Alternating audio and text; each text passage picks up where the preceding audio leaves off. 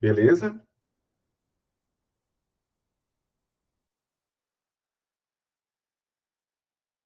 Estamos juntos, deixa eu ver aqui.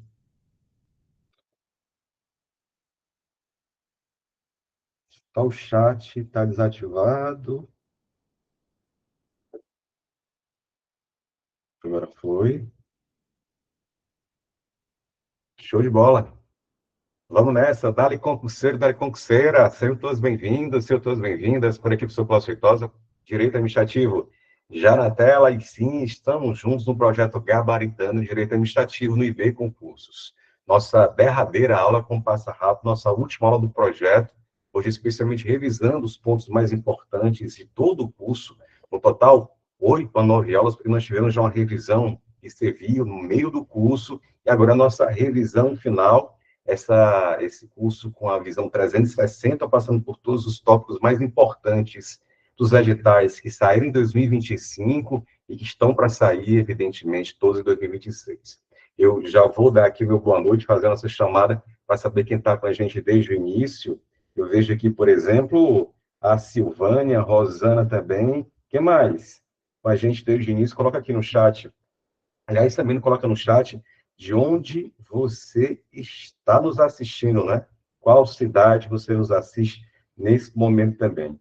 Enquanto isso, vou colocando aqui do lado dos diversos concursos, como vocês sabem, que estão com o edital já na praça e com alguns concursos. E o 2025 ainda promete algumas emoções, né?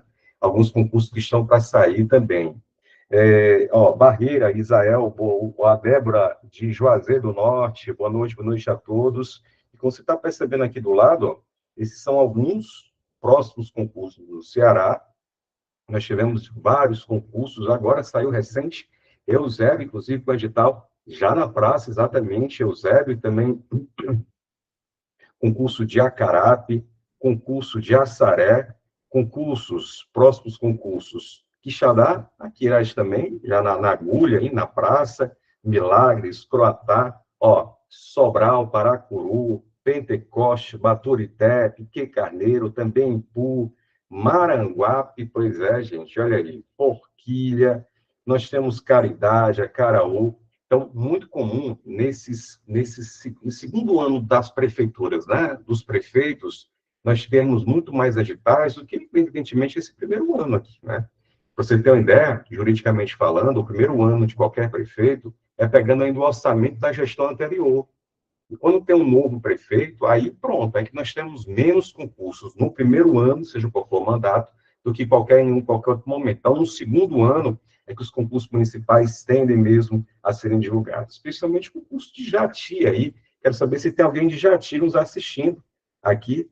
Deixa eu ver aqui, Curatá, Boaçaré também, Silvânia aqui de Fortaleza, Barreira, Isael, exatamente, Jati, concurso aí com o concurso, o nosso curso do ponto. Aliás, todos esses cursos, nós temos uma grade em que o conteúdo, você vai perceber, é tal qual. A gente faz só a adaptação, né? Faz só a customização, como a gente diz, mas para ter um foco em cada uma das bancas. Eu digo isso porque, por exemplo, em direito administrativo, muitos assuntos são repetidos, gente, são repetidos à exaustão. Hoje, você perceber, há vários pontos que eu duvido, pelo menos 80% não estarem previstos no edital, quando cai direito administrativo.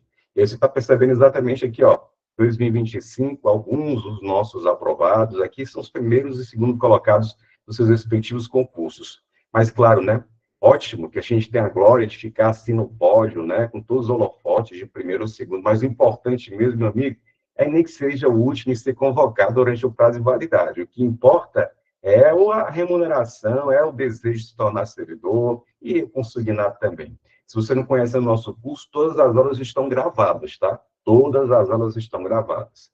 Além das aulas, você recebe também o nosso material com a teoria, material com as questões, e também, como bônus, o material que eu rabisco aqui durante a aula, eu também envio e é compartilhado com você, nosso futuro aluno, tá? Então, se você ainda não conhece o curso, se interessa em ainda turbinar a sua preparação de direito administrativo, acesse durante um ano, né? Durante um ano, você pode, então, fazer a aquisição do Gabaritano Direito Administrativo aqui no IB Concursos.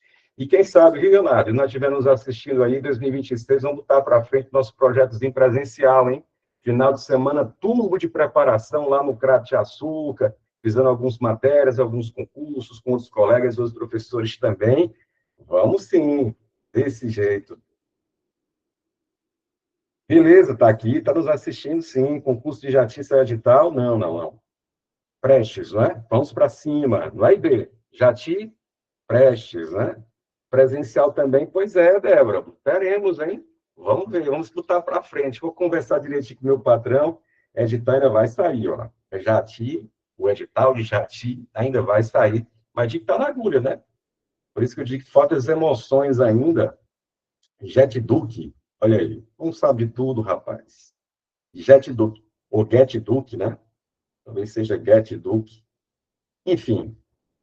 Mas, ó, fortes emoções, viu?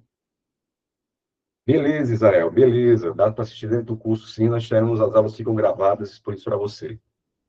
Beleza, então vamos começar então a nossa revisão IGEDUC. Perfeito. IGEDUC. Ah, sim, IGEDUC.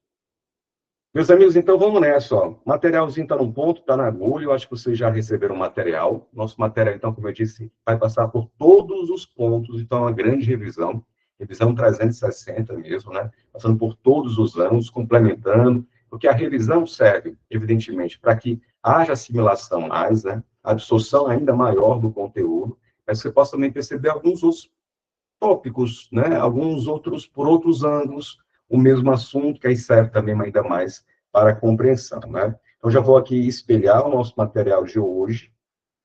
Aqui, aqui,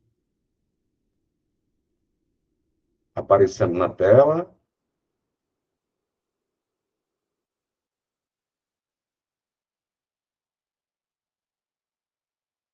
Muito bem, né? Exatamente. Já na tela, deixa eu só fazer aqui uma coisa. E aí, como é que tá para vocês? O Zoom tá bacana? Carolina Moura, joinha, joinha.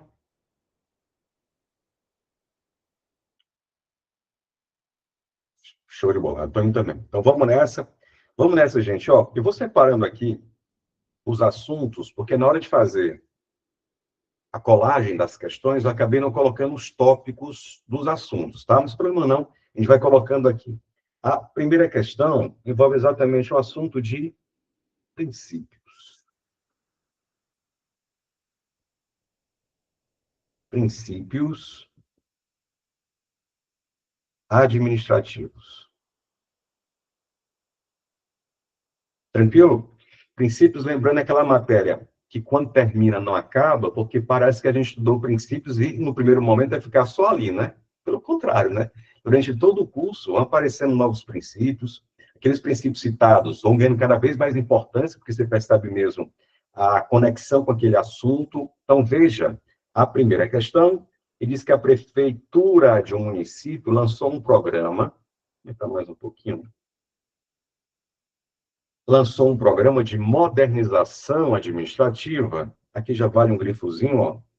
Um programa de modernização administrativa, com o objetivo de reduzir o tempo de atendimento ao público, digitalizar processos e otimizar a alocação de recursos humanos e materiais. Como resultado, os cidadãos passaram a receber respostas às suas demandas com maior rapidez. Os custos operacionais diminuíram e os servidores tiveram sua produtividade aumentada por meio de uso de novas tecnologias. Pois bem, aí pergunta, diante dessa situação, qual o princípio da administração pública está sendo mais diretamente aplicado? Beleza, só fazendo um adendo, todas as questões são questões de concurso, questões 2025 por diversas bancas, tá? Então, por isso que às vezes tem um texto maior, às vezes um texto menor, mas todas são questões de concurso e todas da safra 2025. Então, a primeira questão, fala que determinado município implementou certa ação administrativa, e isso propiciou em ganhos à administração pública, isso propiciou fazer mais com menos. E essa essência, exatamente, em que há um planejamento e se faz mais com menos, com rapidez, agregando rapidez, custos operacionais, ele vai colocando aqui algumas ações, né? Não tenho dúvida, e fica a dica, nem olhe para os lados, olhe se na sua opção tem um princípio da eficiência e faz o gabarito sorrir, porque é o que está valendo. Primeira questão, bem suave da nave, é o princípio da eficiência. E veja que a banca aqui colocou exatamente no mnemônico, né, ou LIMP, exatamente aqueles 5 princípios previstos lá no artigo 37, caput da Constituição. Ô, Cláudio, como é que eu posso, então, resumir o princípio da eficiência? Eficiência na... O princípio da eficiência, é planejar, é o poder público. A essência do princípio da eficiência. Existe planejamento e execução com rapidez, perfeição e rendimento. Então, se a questão levasse para a ideia de que o serviço foi feito de forma completa, isso quer dizer perfeição, tá, gente? Fazer toda a ação com completude. Perfeição, aqui no sentido de fazer o serviço aperfeiçoado, completo. E rendimento, fazer mais com menos, né? Ele cita aqui expressamente a expressão rapidez. Em suma, então, princípio da eficiência é o princípio aqui que foi o mais diretamente relacionado, e por isso, resposta da questão, primeira letra E. Joinha? Deixa eu dar uma olhadinha aqui na tela. Beleza? Como é que nós estamos? Joinhas na tela. Suave na nave, Clóvis, massa. Vamos revisar mais. Puxa a segunda questão. Segunda questão, aqui. Segunda questão. A segunda e a terceira envolve o assunto de organização da administração pública. Organização da administração pública. É aquele assunto que nós estudamos, então, que são os órgãos públicos, as autarquias, empresas públicas, administração pública direta, administração pública indireta, as técnicas de organização, lembra? Desconcentração, descentralização. Então, vem comigo na segunda questão para lembrar um pouco disso. Acerca da administração pública direta, indireta e descentralizada, assinale a alternativa correta. Letra A. A descentralização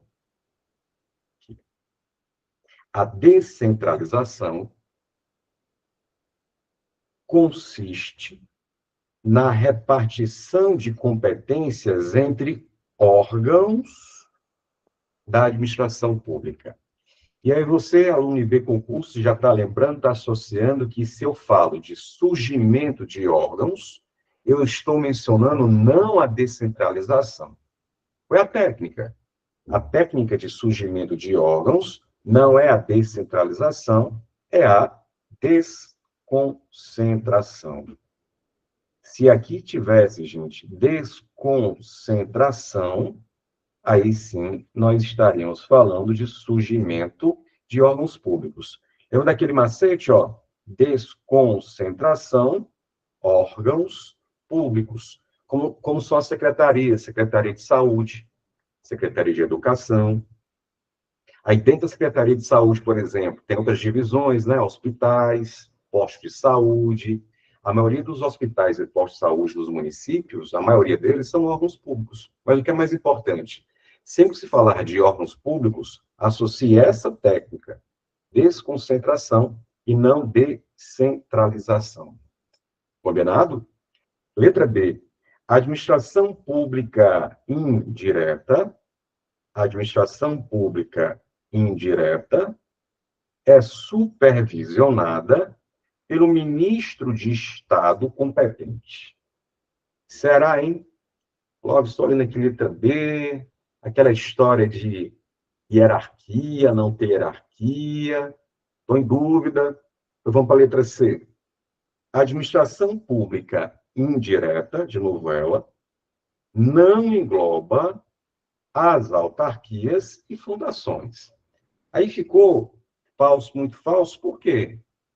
Porque você lembra que a administração pública direta e a administração pública indireta.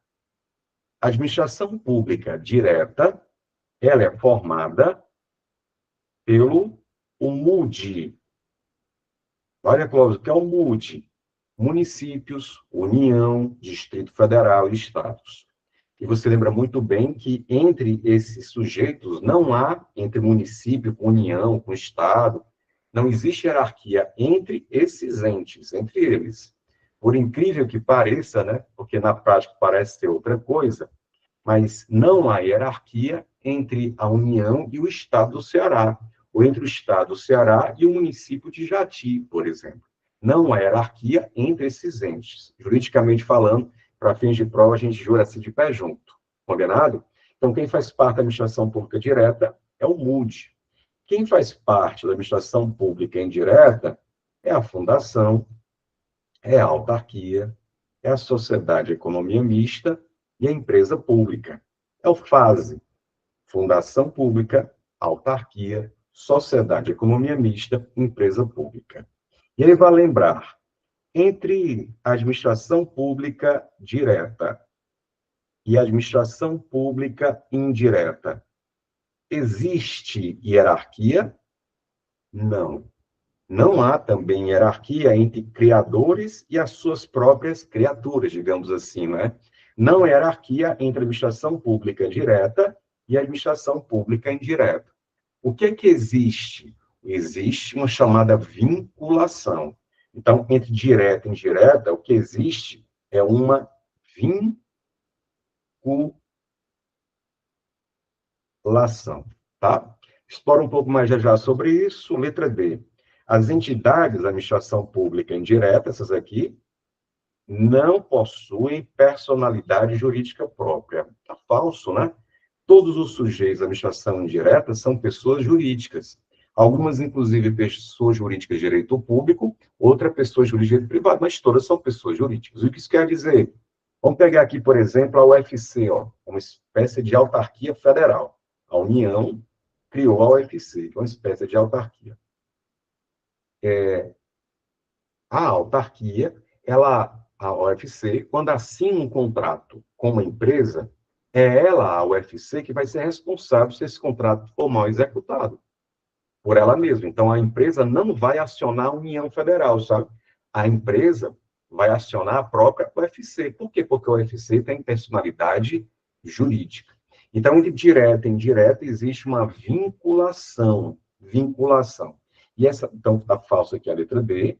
E, como eu dizia, entre a administração pública direta e indireta, que existe uma vinculação. Aí, veja, essa vinculação, esse nome aqui, ó, ele também é chamado, olha esse card, não sei se eu apresentei ele na vez passada, ele também é chamado de princípio da Nutella não, hein, Major? Princípio da tu...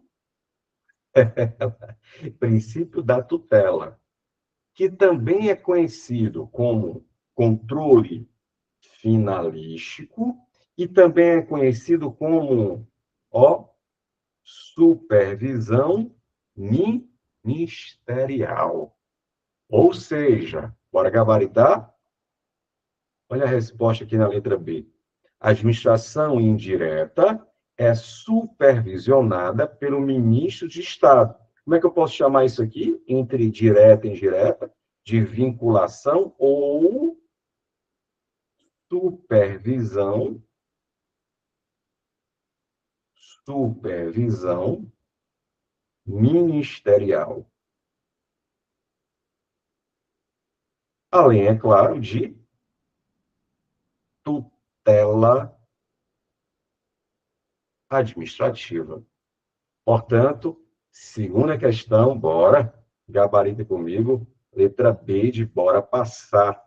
A resposta da administração indireta é supervisionada pelo ministro de Estado. E lembrando que os ministérios, eles estão aqui dentro, né? Ó, dentro da União Federal, as secretarias dentro dos municípios, dentro dos estados, beleza? Por isso, então, por exclusão, você também chegava lá, essa impressão que você chegava aqui logo cravando, segunda questão, certo, muito certo, que é a letra B, tá? Então, vinculação também chamaram por esses outros nomes, aí o card, só para você lembrar. Muito bem, muito bom. Eu vou de terceira questão, estou dando uma olhadinha aqui no chat. Acho que agora a tela está boa, né, Rosana? Só confere para mim. Beleza. Vou agora de 3. Questão 3. As sociedades de economia mista podem ser corretamente compreendidas como sendo... Coloca para mim no chat um exemplo de uma sociedade de economia mista. Só porque fica mais fácil, na hora de exemplificar, lembrar, a coisa vem com mais tranquilidade, né? Coloca para mim no chat um exemplo de uma sociedade de economia mista.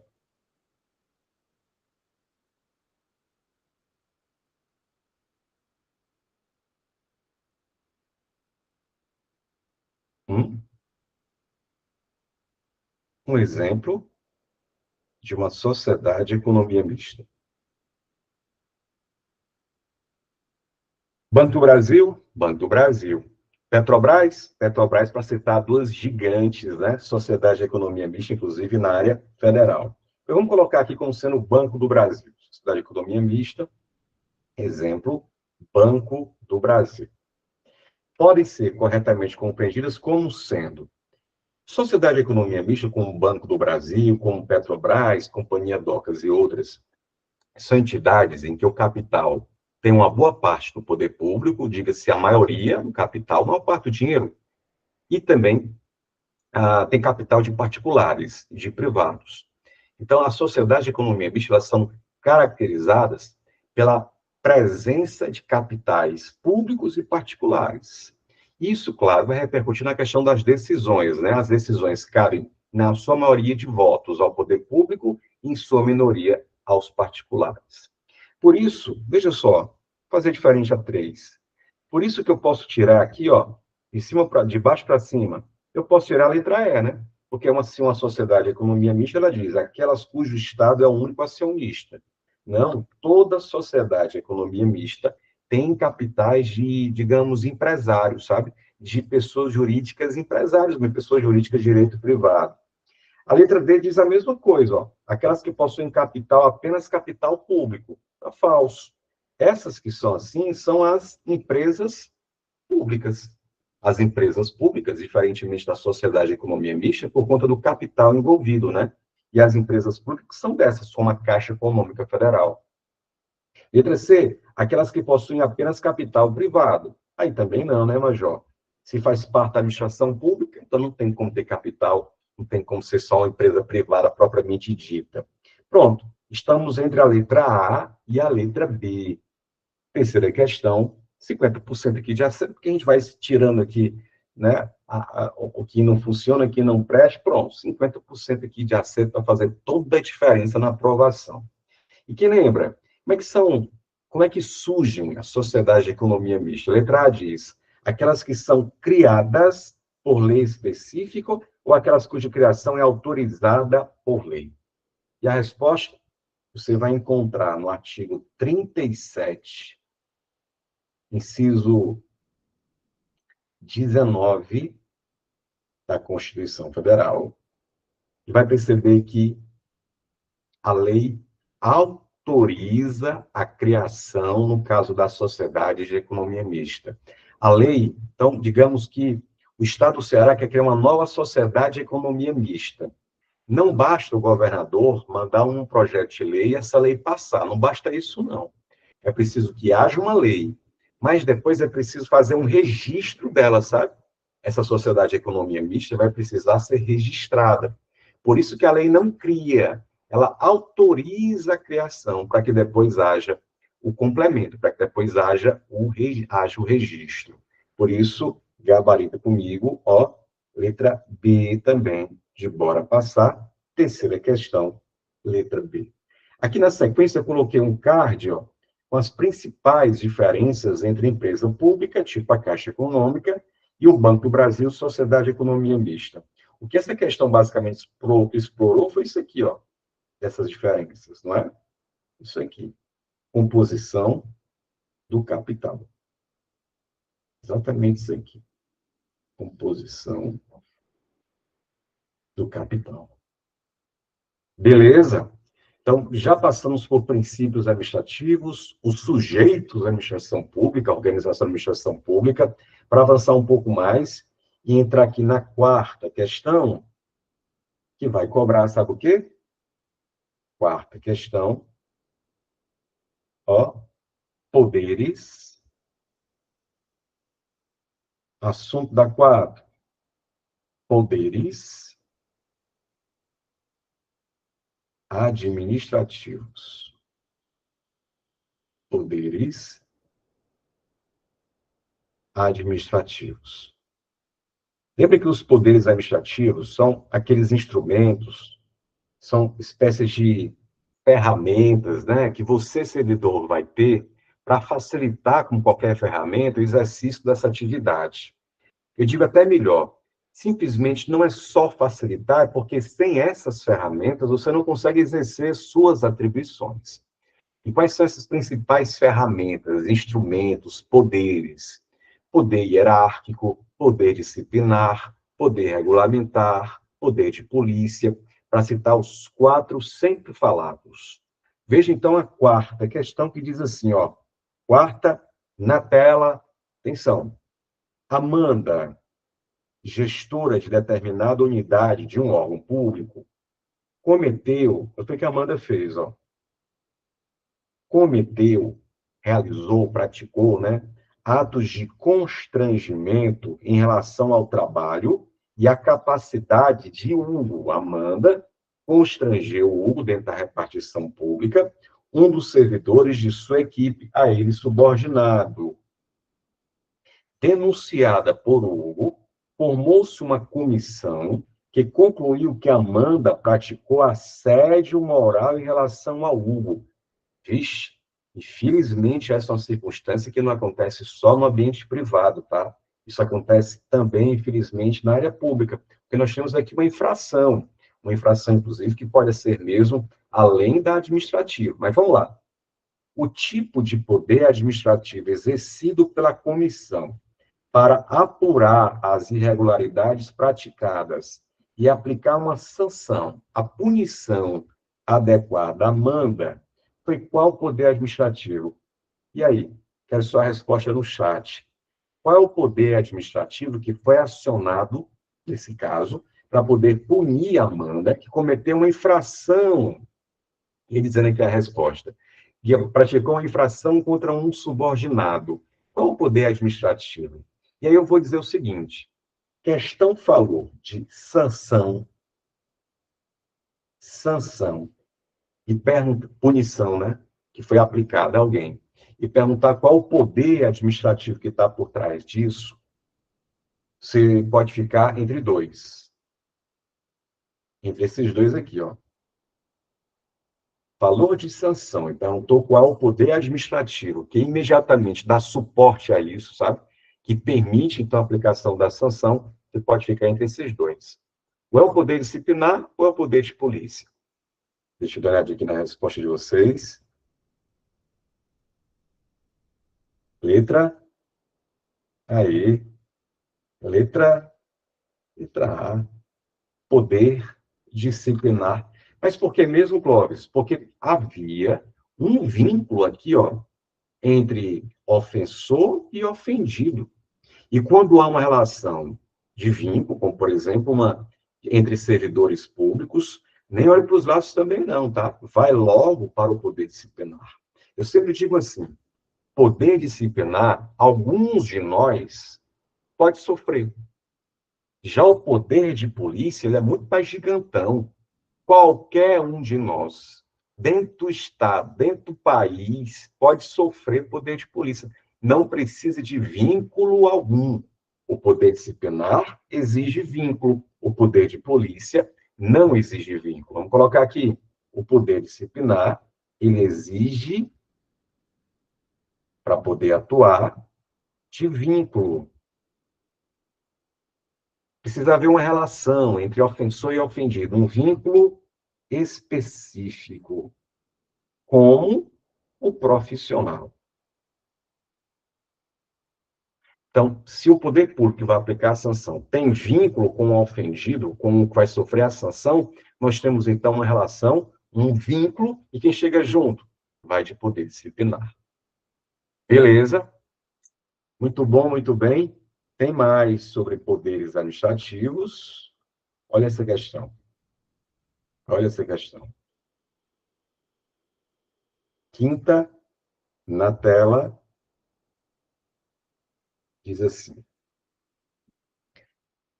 o diretor de uma escola pública municipal decidiu, diretor de uma escola pública municipal decidiu, no exercício de suas atribuições, competências, você sabe, é o mesmo que atribuição, no exercício de suas atribuições.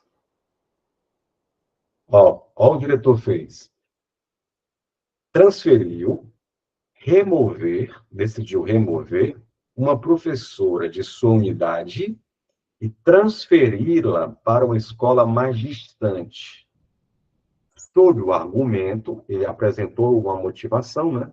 Uma justificação, sob o argumento de necessidade de serviço. Pois bem, no entanto, atenção agora, no entanto, apurou-se posteriormente que a verdadeira razão, ele diz, ó, a verdadeira razão da transferência foi o fato de a professora ter feito críticas públicas à gestão da escola em uma reunião com pais de alunos.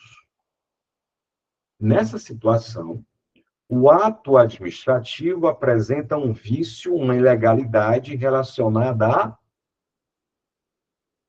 E aí?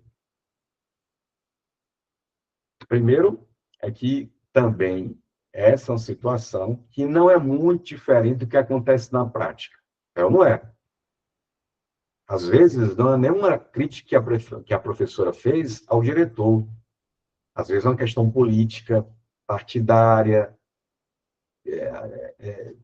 uma discussãozinha qualquer, que não chega a ser uma infração. E mesmo que fosse uma infração, existem medidas para que, se houvesse uma infração, o diretor punisse, mas não fazer o que acontece na prática, que é transferir, remover, às vezes para localidades mais longínquas, não é verdade? Pois é.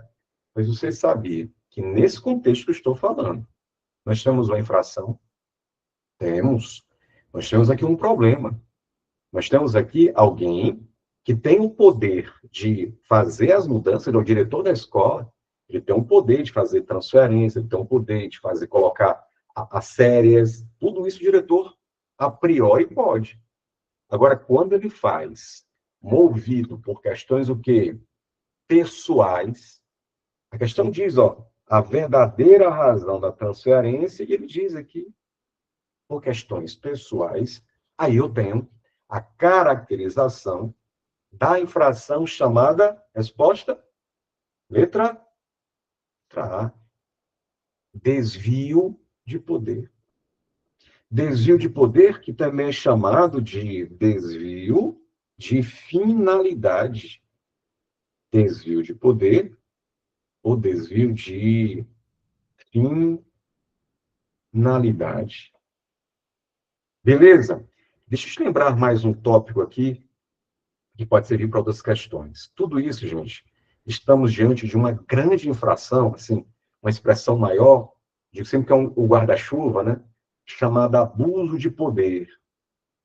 Isso é uma ilegalidade de gênero, sabe? Dentro dela, nós temos o desvio de poder e o excesso de poder.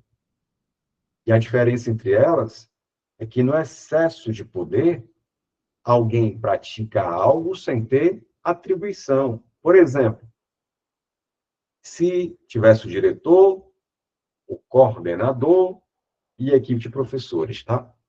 Suponha que foi o coordenador que determinasse a transferência da professora de um local para outro. Sendo que a lei diz que só quem pode fazer isso é o diretor. Se o coordenador fizesse, eu teria um ato ilegal.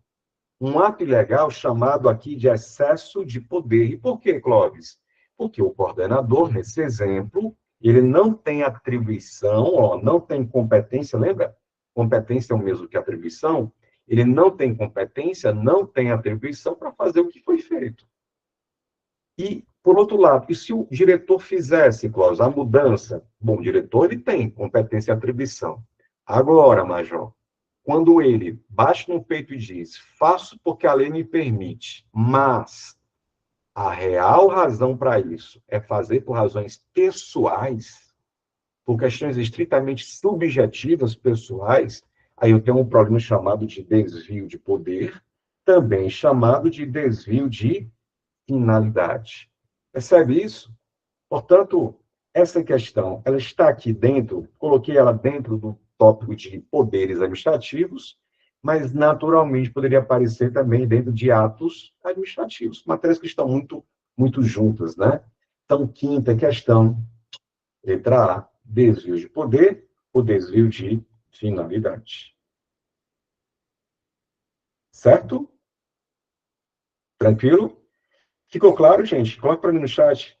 Eu vi alguns de vocês marcando B. Isso para mim ficou claro. Importante isso. Importante porque são situações que, infelizmente, se verifica na prática, e mais ainda, preparação para concurso, assunto sempre bom de prova. Mas tem algo muito parecido com essa questão que eu vou colocar aqui na sequência. Acompanhe comigo, ó. Ficou sim, beleza. Muito bom. Pois olha, gabarita comigo agora essa questão aqui. Vou colocar aqui. Pronto. Sexta questão. A sexta questão, vou colocar aqui como sendo de atos administrativos. E aí você lembra, gente, ó, para cada assunto desse, nós tivemos uma aula de 1 hora e meia, só questões sobre esses assuntos. Hoje, então, tocando em todos os assuntos que foram aqui do curso, todos. Atos administrativos, eu acho que foi a quarta aula, mais ou menos. Mas olha a sexta questão. Um fiscal municipal, no exercício de suas funções, um fiscal autua um bar por funcionar após o horário permitido. No entanto, ficou comprovado, a questão já diz, para você não ter dúvida, como está no anterior, né? A verdadeira razão, aí aqui, verdadeira razão, ficou comprovado que o fiscal agiu movido por interesse pessoal, pois o proprietário do bar se recusou a dar descontos em bebida para ele. Ô, fiscal. O fiscal, então, autuou, provavelmente aplicou uma multa, alegando, porque ninguém entrega recibo de infração, né? Tanto o diretor como aqui o fiscal, o diretor disse necessidade do serviço, ao queixo. O fiscal aqui certamente colocou lá que tinha algum problema. Só que a questão disso ficou comprovado que o que agiu, o que moveu o fiscal a fazer o ato, foi razão de interesse pessoal por conta disso aqui. Se recusando a dar desconto devido para ele. Considerando a situação comprovada, o ato administrativo praticado pelo fiscal é anulável devido à violação de qual requisito do ato administrativo. E você está percebendo aqui que ele colocou nas opções os requisitos do ato administrativo, né? Também chamado de elementos do ato administrativo. Ora, se naquele caso a diretora, o diretor da escola, removeu a servidora, a professora, por razão de questões pessoais, havendo uma ilegalidade ali, por conta chamada de desvio de poder ou desvio de finalidade. Ora, o que nós temos aqui é a pergunta: quando o fiscal age movido por interesses pessoais, isso fere qual o requisito? Isso fere o requisito, a finalidade. Ah, Cláudio, então aqui eu também tenho um desvio de finalidade? Exatamente. Aqui nós temos um desvio. Por quê? Porque ele atingiu, ó, ele violou o requisito da finalidade. Quando viola o requisito da finalidade, eu tenho aquele desvio de poder, desvio de finalidade chamado.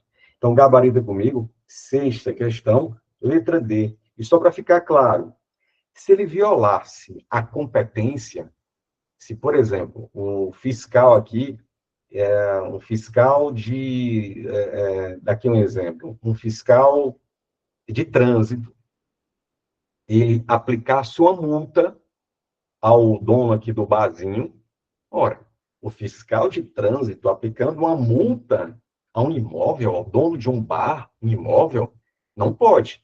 Se ele fizesse isso, ele praticaria um ato chamado, ó, excesso de poder, porque o fiscal de trânsito não tem atribuição para fazer isso. Beleza? Aí, quando eu tenho um fiscal que faz o que fez, pensando em interesses pessoais, é sinal, então, que a finalidade foi para o espaço. Essa situação aqui todinha é também uma espécie de desvio de poder. Desvio de poder. Beleza? Por falar em atos administrativos, não teria como deixar passar o assunto da questão 7, que é aquele assunto que quem fez prova agora domingo encontrou uma questão assim, sobre formas de extinguir determinado ato. Questão 7, bora avançar. Ainda sobre ato administrativo, claro. Questão 7, muito bem. Ó, quando um ato administrativo decorre de um vício, vício é o mesmo que ilegalidade, né? Um vício a respeito de sua legitimidade, legalidade, e for insana, essa é a palavra. Eu tenho um ato ilegal, um vício insanável, um vício insanável, será obrigatória a sua, e aí, diante de atos ilegais. Vamos aqui brincar de tirar as opções para ficar mais claro, né? Eu posso tirar aqui a avocação, que não é forma de extinção de ato. Posso tirar a revogação, porque revogação é forma de extinção de controle de atos legais, jamais de atos ilegais. Posso tirar a cassação também, e fica entre essas duas aqui. Convalidação ou anulação. Sétima questão, coloca aí no chat. Qual a sua resposta? Letra A ou letra D? Letra A ou letra D? Resposta? É? Aqui, letra D, anulação. Gente, a convalidação é forma de, não de extinguir, é de corrigir. É forma de correção. Se eu estou corrigindo é porque tem um problema, né? Então, vou ser redundante aqui, mas vou colocar correção de ato ilegal. Clóvis, então, é o gabarito da questão, só com detalhe, Major. Agora, ó, com vício sanável, com vício corrigível, digamos assim. Se a questão falar de ilegalidade, vício, e falar insanável, pode vir para cá. Anulação. Combinado? Então, sétima questão, tratando então sobre atos administrativos, gabarito comigo, letra B, anulação. Belezinha? Para frente, vamos. Oitava questão. Oitava questão, estou vendo aqui, ela já envolve outro assunto. Envolve o assunto da improbidade. Improbidade administrativa.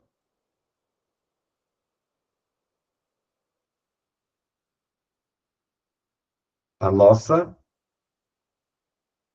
LIA, Lei de Improbidade Administrativa, tá? Só apresentar para vocês a questão, ele vai colocar aqui os 3 atos de improbidade, ó, enriquecimento ilícito, prejuízo erário e atentado aos princípios, e aí vai colocar aqui 3 situações e vai pedir para você fazer a associação. Qual é o ato de enriquecimento ilícito, qual é o ato de prejuízo erário e qual é o ato de atentado aos princípios, tá? E depois marcar a alternativa correta. Fechado? Lembrando que, para você lembrar, em outras questões, porque aqui ele já diz, né? Quais são os atos de improbidade administrativa, você pode lembrar simplesmente do EPA. Não é? EPA. Tá certinho. Enriquecimento ilícito, prejuízo ao erário e atentado aos princípios. Aí ele coloca na sequência aqui. Enriquecimento ilícito, prejuízo erário e atentado aos princípios. EPA. Mas vamos mais, porque é mais importante. Vamos fazer a associação aqui. Coluna 2. Primeiro, um servidor de uma pró-reitoria de infraestrutura permitiu, olha o que o servidor fez, permitiu que uma máquina agrícola, vamos imaginar aqui uma máquina, um trator da propriedade da universidade, o servidor permitiu que um trator da universidade fosse utilizado em uma área privada de um terceiro. De um terceiro. Olha, Clóvis, isso é improbidade? É, Major. É improbidade. Mas de que tipo? Enriquecimento ilícito, prejuízo erário ou atentar aos princípios? Olhando para a situação em si, o servidor, gente, pelo que a questão me disse, tá? Dá para concluir que o servidor recebeu alguma coisa para isso? Pois não, pelo texto da questão, não. Então, já posso ir excluindo, vou excluindo devagarzinho, o enriquecimento ilícito. Porque no enriquecimento ilícito, você ganha ou deixa de gastar algo. O servidor aqui não teve nenhuma coisa nem outra. Agora, atenção. Caso o servidor tivesse usado essa máquina agrícola, esse trator, para fazer algo na sua chácara, no seu sítio, eu teria um enriquecimento ilícito. Enriquecimento ilícito é recebo uma coisa ou deixo de gastar. Aqui ele está permitindo que o trator fosse usado por um terceiro. Então, não houve enriquecimento ilícito. Não houve enriquecimento ilícito.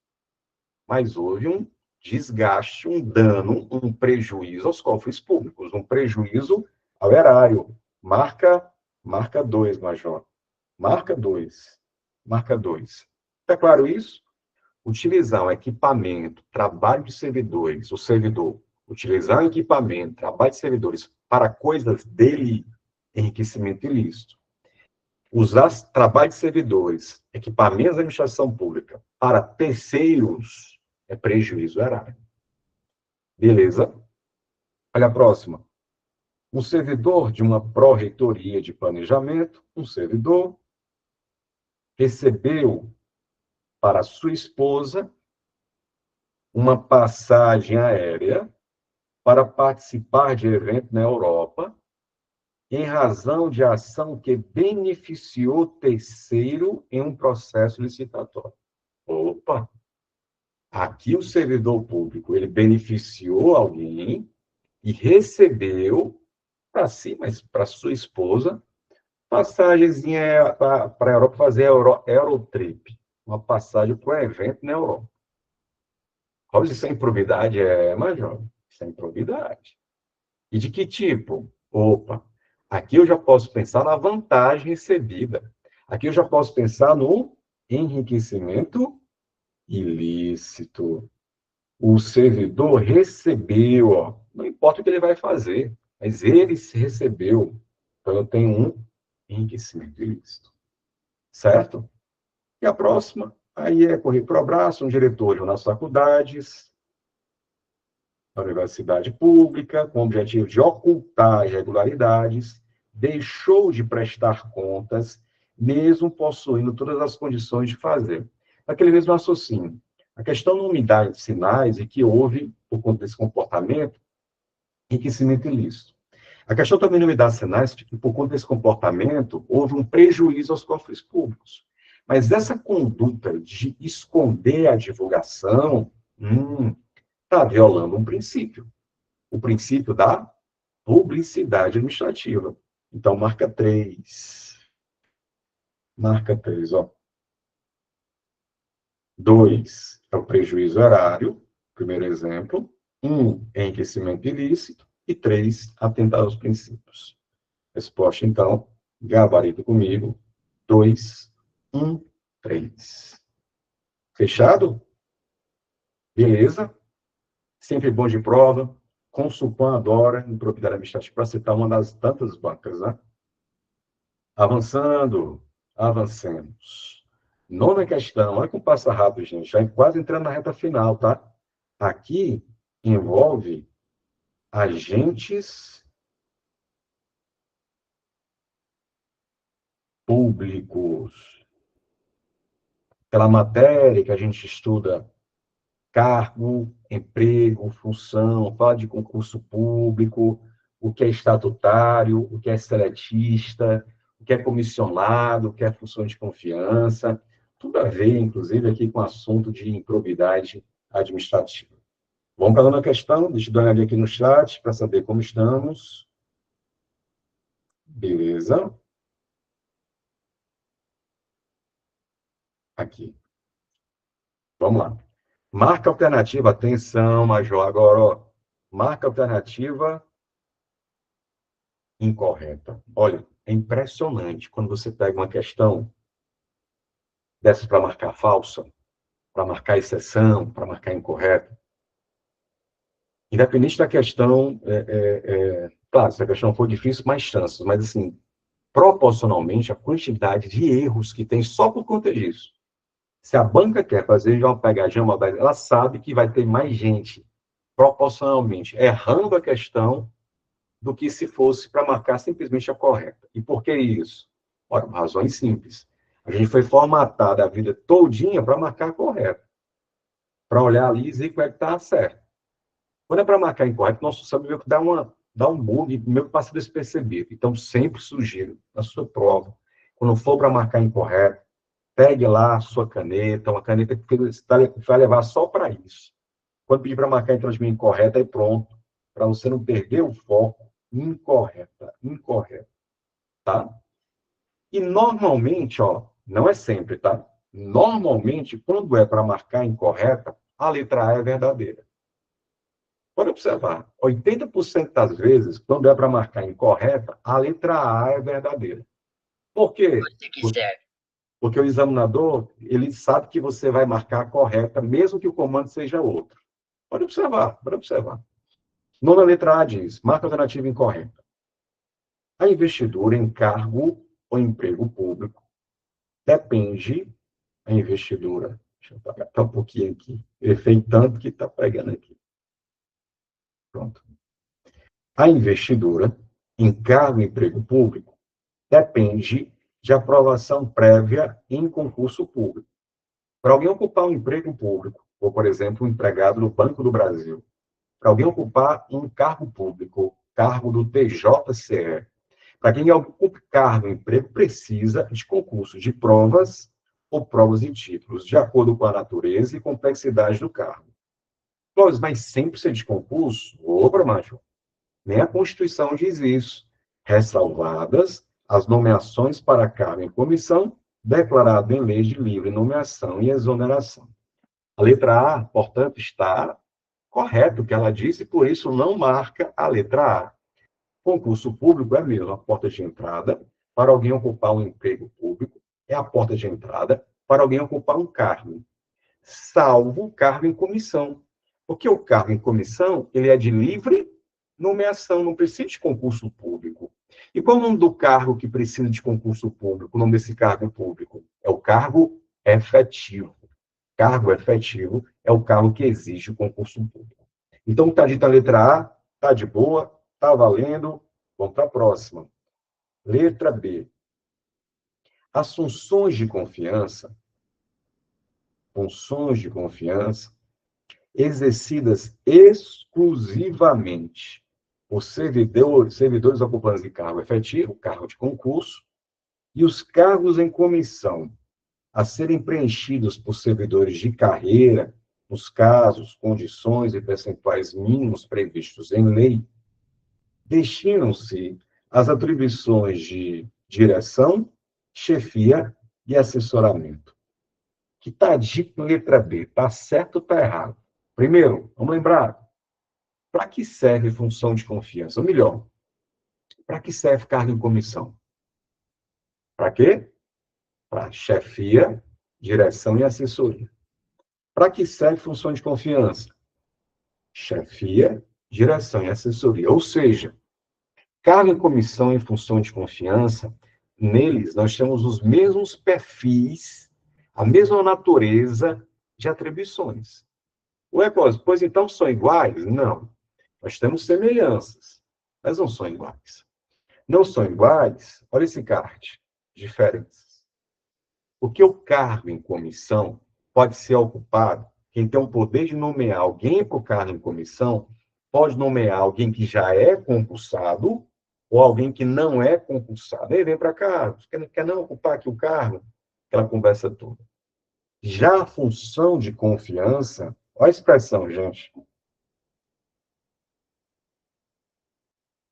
Exclusivamente de quem? De quem é concursado, ocupando de cargos efetivos. Então, a grande diferença entre cargo e comissão em função de confiança é o personagem. Cargo em comissão pode ser alguém de dentro, pode ser alguém de fora. Função de confiança tem que ser alguém de dentro. Tem que ser alguém concursado.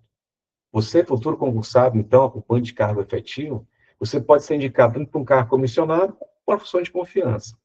Mas sabe aquele seu vizinho chato e não faz concurso, não quer saber de concurso, e se ele um dia for chefe, certeza que ele vai ser o quê? Um cargo em comissão, porque cargo em comissão é desses. Permite qualquer pessoa, de dentro ou de fora. Beleza? Então, o que está dito na letra B, tá certo. Acompanhe comigo de novo. As funções de confiança, exclusivamente ocupadas por cargo efetivo, e os cargos em comissão a serem preenchidos por servidores de carreira, que são servidores concursados, nos casos e condições e percentuais mínimos. Então, eu tenho uma quantidade de concursados num cargo comissionado, mas uma outra quantidade de não concursados. Percebe? E os dois casos servem para atribuições de direção, chefia e assessoramento. Então, o que está dito na letra B está certo, muito certo. Está valendo demais. Boa questão, hein? Letra C. A lei reservará percentual de cargos e empregos para as pessoas portadoras de deficiência e definirá os critérios de sua admissão. Isso está na Constituição também, ali no artigo 37, inciso 6, né? Estabelece, sim, cotas, vagas para as pessoas portadoras de necessidades especiais. A expressão da Constituição ainda é essa, né? Pessoas portadoras de deficiência. Isso está certo, então não marca. Só fazer um acréscimo, nem todo cargo compatibiliza alguém portador de uma deficiência física provê-lo, ocupá-lo, preenchê-lo. Por isso que, se em algum concurso, Se em algum concurso falar que todo edital deve trazer vagas para os deficientes físicos, essa alternativa está errada. Isso por quê? Porque há algumas atribuições de alguns cargos incompatibilizam qualquer tipo de deficiente, qualquer tipo de limitação física ou mental. Especialmente aqueles cargos em que há uma exigência maior do vigor físico, como acontece com os cargos mais operacionais, cargos policiais, por exemplo, tá? Agora, é bem verdade que a maioria dos cargos dá sim para compatibilizar com o portador e necessidade especial e com o deficiente físico. E nesse caso, vai ser quanto o percentual?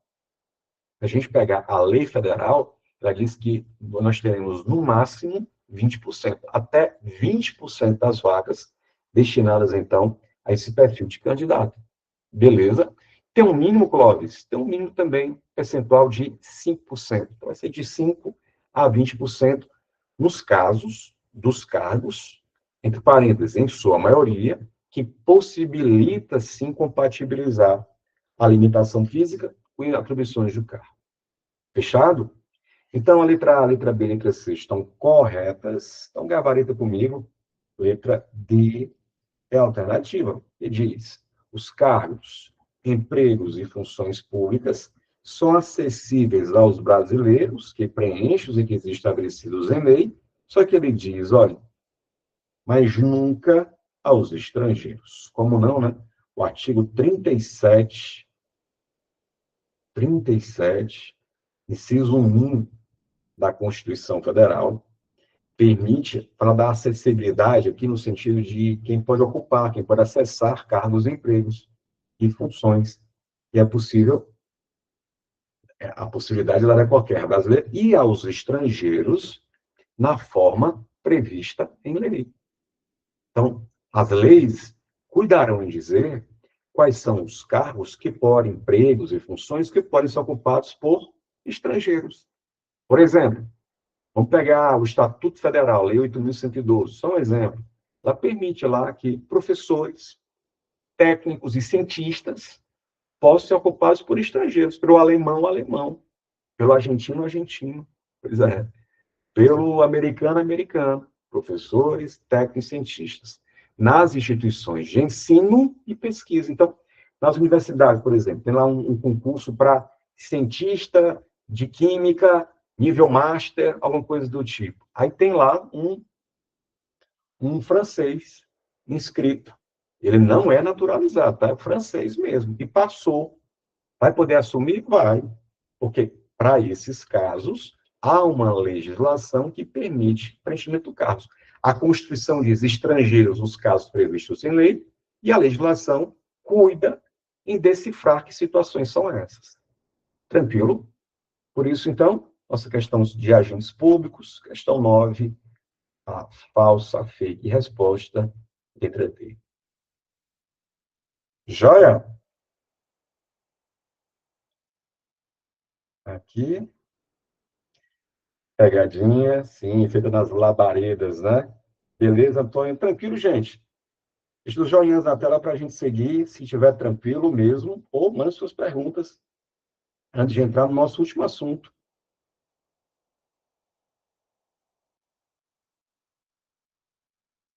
Beleza? Valdemir também. Então, pronto. Então, vamos puxar aqui nossas últimas questões envolvendo licitações e contratos. Licitações e contratos. Exatamente nas nossas últimas aulas, né? Vamos lá. Questão 10.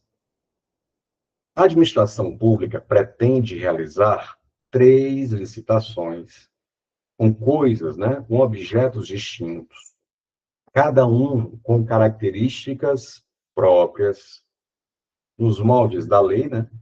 Você sabe, essa é a lei de licitação.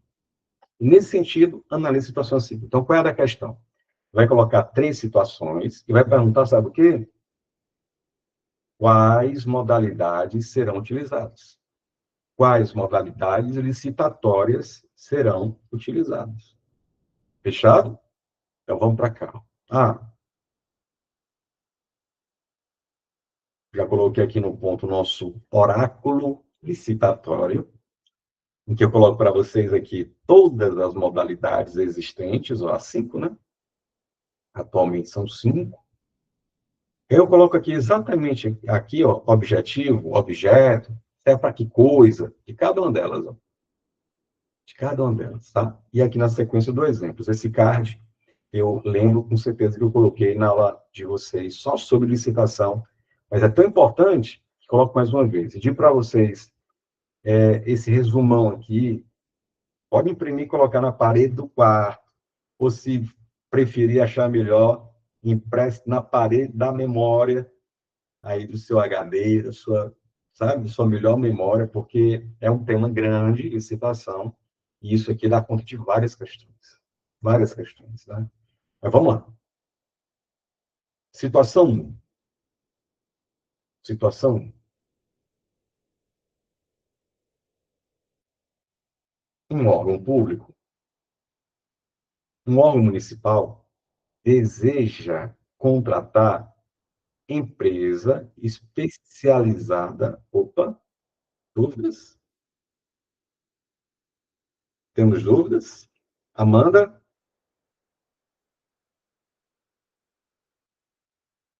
Amanda?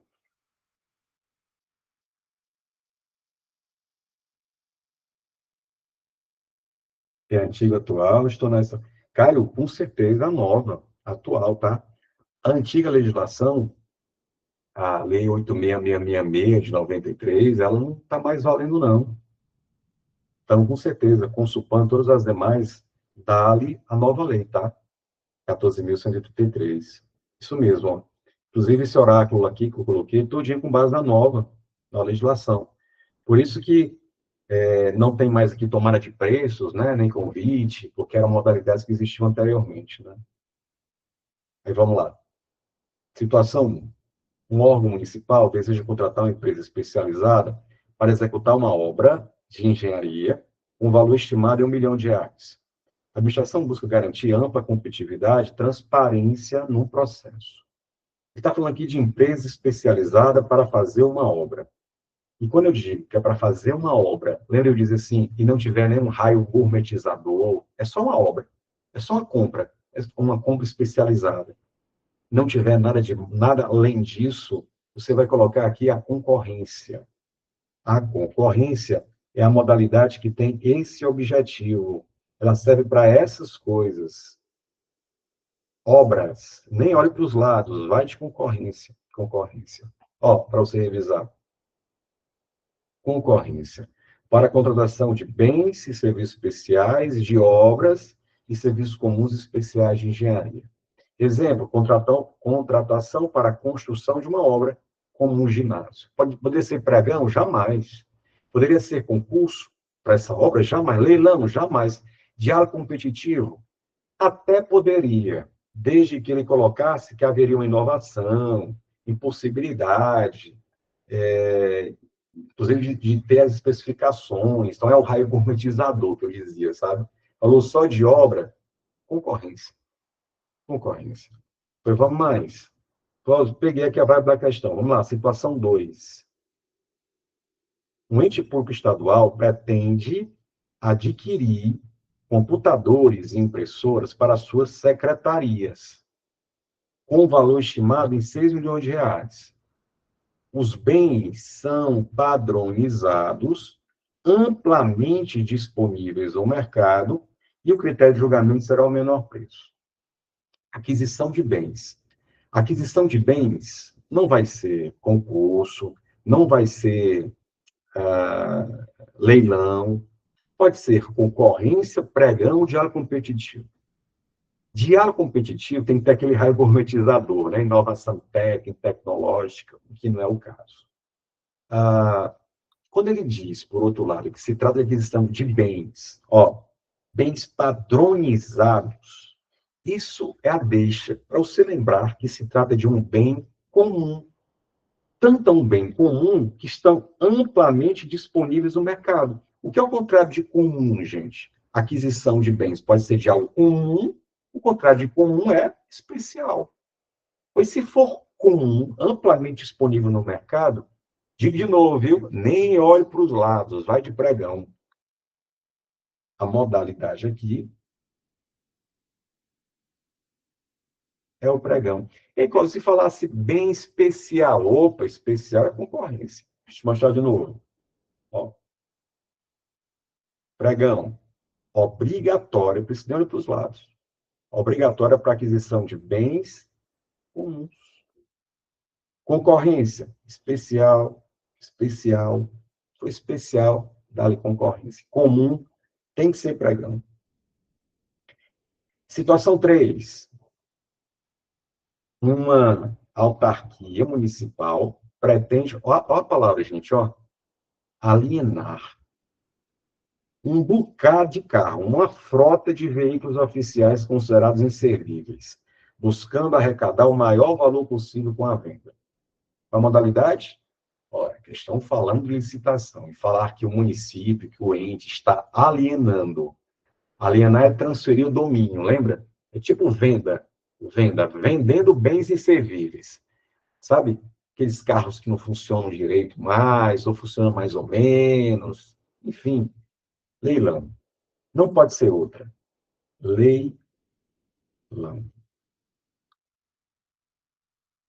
Leilão. E tá aqui, ó. Ó o oráculozinho. Puxa aqui no oráculo de novo.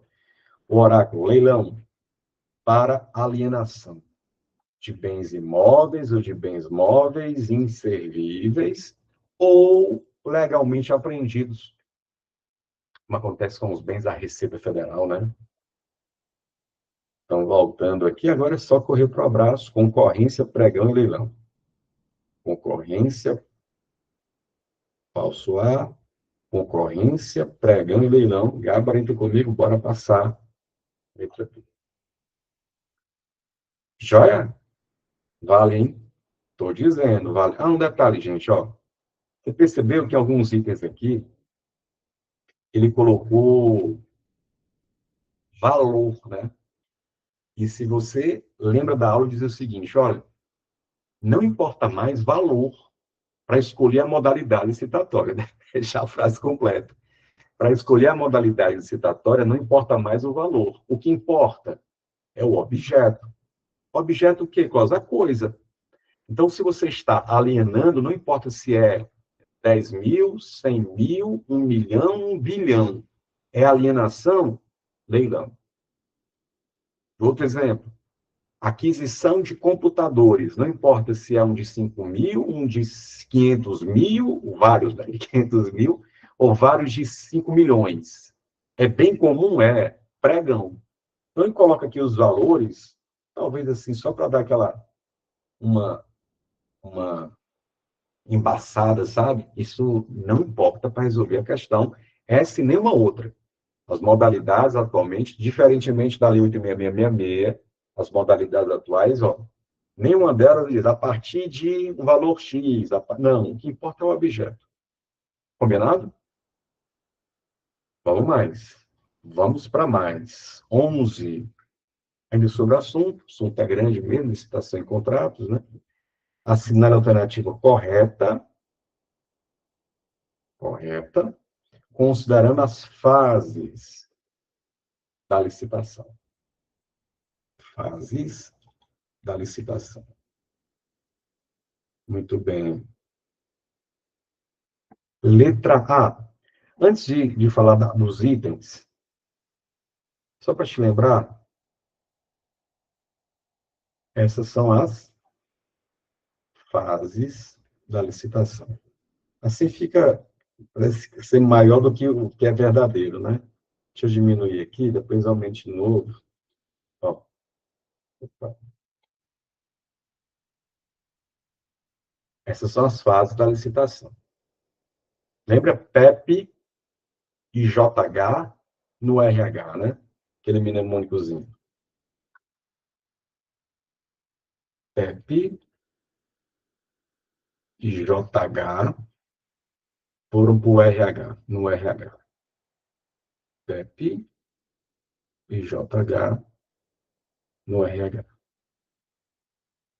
Preparatória, edital, propostas, julgamento, habilitação, recurso e homologação. Vixe, Cláudio, eu nem peguei. Pois melhor, Major. É esse o sentido do CARD, ó. Vamos de novo? Preparatória, quando tu prepara lá, quer dizer, prepara o futuro edital, ele identifica o que precisa, o que carece, o que necessita, a quantidade de equipamentos, a quantidade de veículos, a quantidade de farda escolar, tudo isso é preparatório. Depois que ele identifica o que precisa, aí ele divulga as regras do jogo, da disputa, da competição, da futura contratação. E se tem contratação, tem dinheiro. Se tem dinheiro, tem interessados. Se tem interessados, vários possíveis interessados. Eles lerão o edital e apresentarão as suas propostas na data marcada no edital.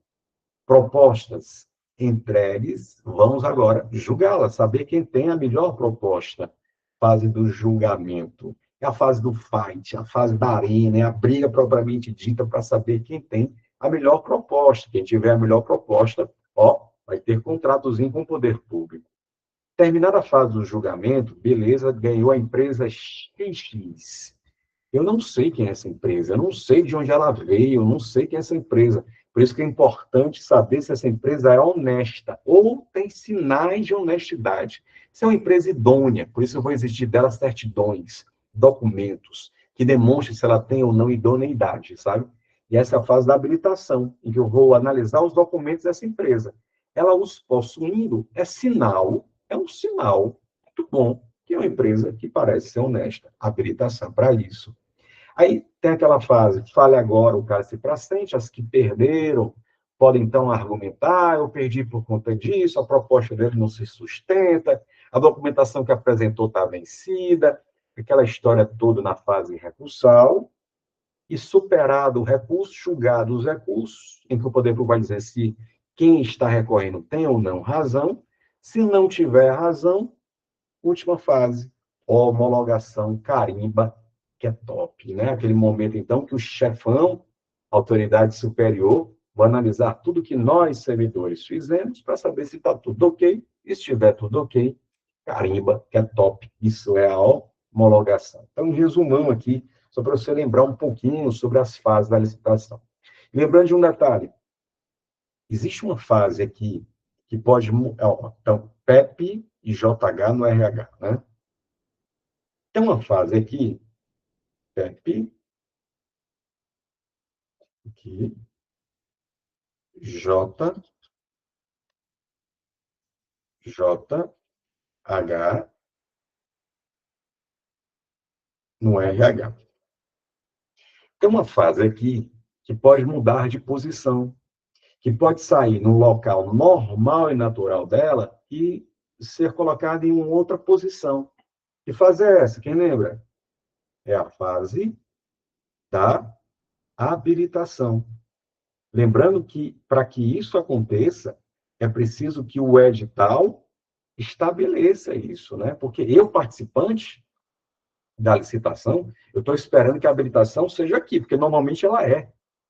Mas, teoricamente, é possível, se o edital mencionar, que a fase de análise dos documentos seja logo aqui, ó. Seja logo aqui. Logo depois do edital. Tá? Digo isso porque vai ser importante para resolver e gabaritar a questão. Voltemos. Agora, deixa eu aumentar aqui. Aqui.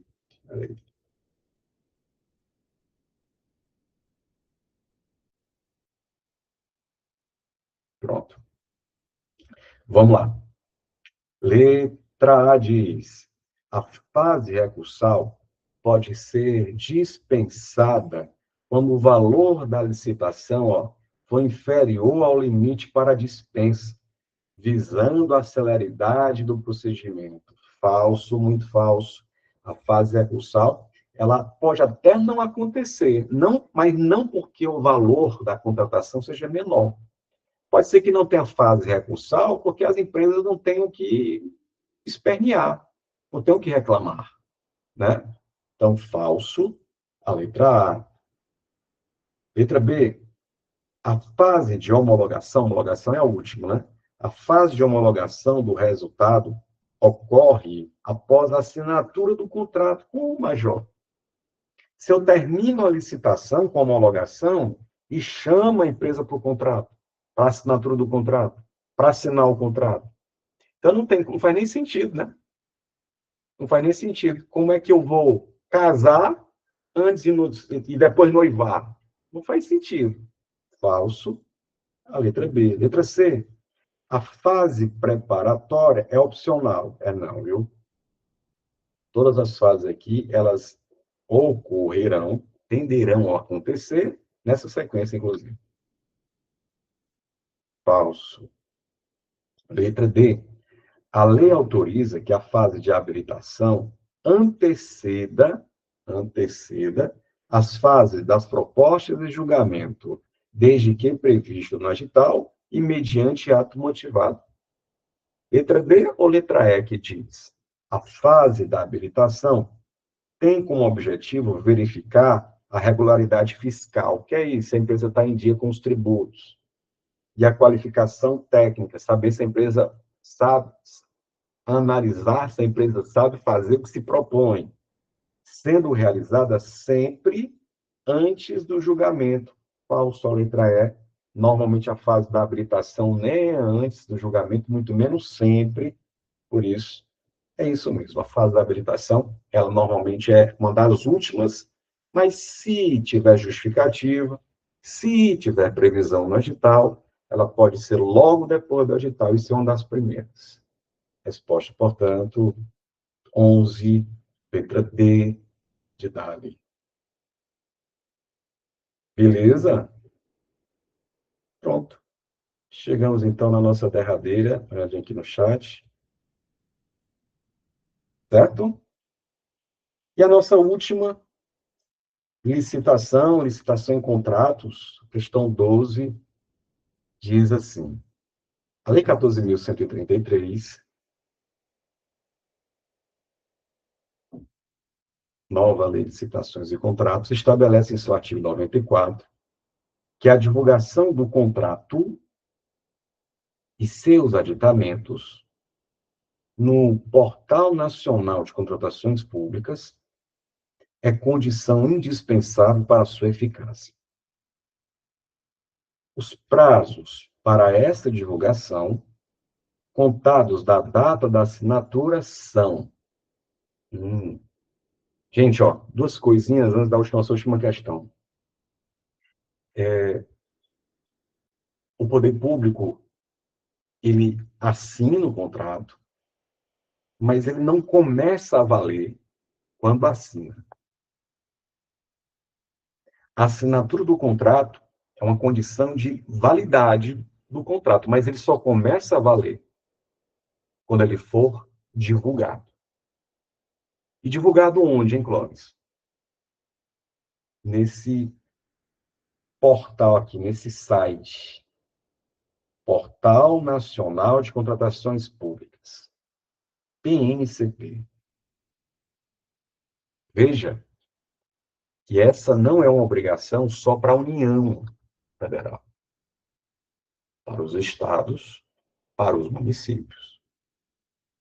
Então, imagine, gente, que esse PNCP, ele recebe todo dia, algumas vezes por hora, várias vezes por hora, vários editais de municípios, de estados, de repartições, de autarquias, e lá fica tudo concentrado. Onde eu quero chegar para a gente fazer a questão é que, se você quer consultar determinado contrato feito na sua cidade, da sua cidade, dá uma checadinha no PNCP e coloca lá. Secretaria de Saúde, município X, está lá. Saber quem foi o contratado, ou saber do edital de uma licitação, porque também deve ser divulgado, os contratos, saber quanto foi contratado fulano de tal, tudo está lá. Tudo está lá. Então, qualquer pessoa pode ter acesso a esses dados. Você cadastrar nada, você cadastrar nada. E, por tabela, vira uma fonte de estudo também, porque está tudo lá para ser visualizado. Imagine, gente, como era isso antes da internet, como era isso ali no começo, nem tanto tempo assim, né? Ali em 2005, 2006, quando a internet estava se arrastando ainda, e era tudo mesmo papel, um diário oficial. Imagine para ter acesso às coisas. Agora, voltando. Então, o contrato foi assinado e não começa a valer. Começa a valer quando? Quando for divulgado. Onde? Nesse portal, nesse site. Portal Nacional de Contratações Públicas. Aí, a lei estabelece prazos para isso. Olha o CART. A divulgação no Portal Nacional de Contratações Públicas, PNCP, é condição indispensável para a eficácia, para começar a valer o contrato e seus aditamentos. E deverá ocorrer nos seguintes prazos, que é o que ele pergunta. Que prazos são esses? São dois prazos. Ó. Então, assinado o contrato, deve ser divulgado no PNCP, no prazo de 20 dias úteis, se houver licitação. 10 dias, se houver contratação direta. Aqueles casos de dispensa e inexigibilidade, pronto. 20 ou 10 dias. Aí, é corrido para o abraço, gabarita comigo. A resposta, então, vai para a letra, ó, letra A de aprovação, 20 dias úteis no caso de licitação, 10 dias úteis no caso de contratação direta, 12, letra A. De quem? São dois prazos. Então, como é que você faz para lembrar qual é o prazo de um e qual é o prazo de outro? Pode ser assim, ó.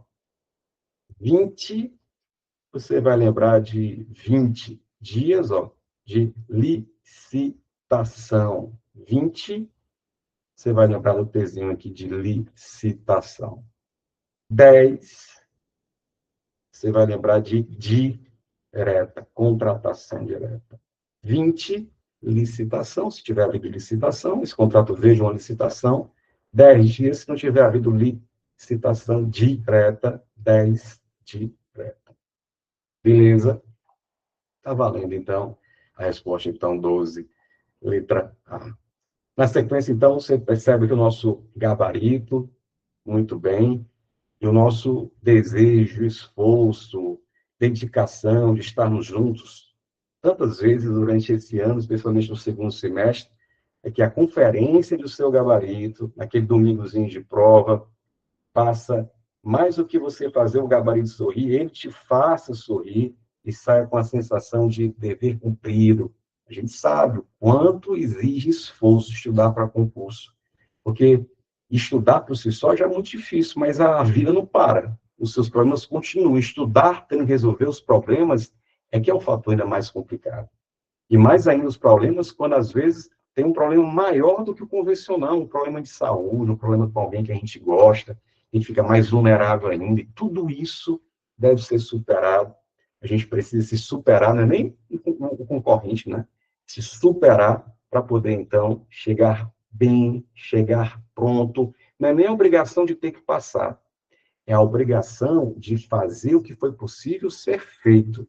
E o que foi possível ser feito na sua preparação, é o meu desejo, seja o suficiente para você conseguir o seu sonho, o seu objetivo, que eu sei que às vezes não é só o seu propriamente, não é só você, é porque você traz consigo sonhos seus e de esposa, de filho, de mãe, de sobrinho, que esperam desse destravamento para poder realizar uma série de sonhos, de vontades que estão todas represadas e que o concurso pode ser que ele não resolva todos, mas é um gatilho importante para solucionar um monte das situações que estão assim represadas. Esse é o meu desejo para 2025, 2026, e lembrando, qualquer dúvida que você tiver em direito administrativo, entre em contato com a gente no meu Instagram, no Instagram Prof. Clóvis Feitosa, e também fica aqui a dica para você conhecer os nossos materiais exclusivos, inclusive a apostila com esses cards todos lá no meu site, clovisfeitosa.com.br. Beleza? Tranquilo? É isso.